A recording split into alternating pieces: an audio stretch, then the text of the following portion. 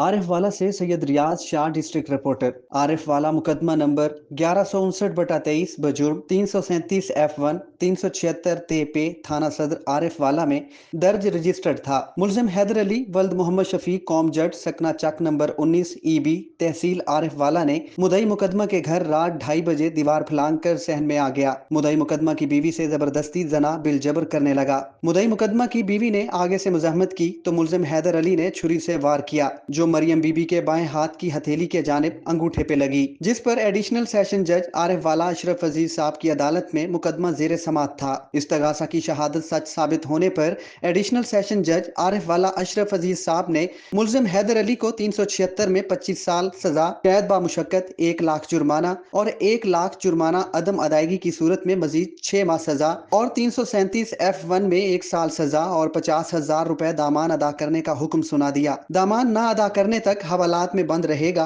अदालत के इस फैसले को सिविल सोसाइटी वकला बिरादरी की तरफ से खूब सराहा गया।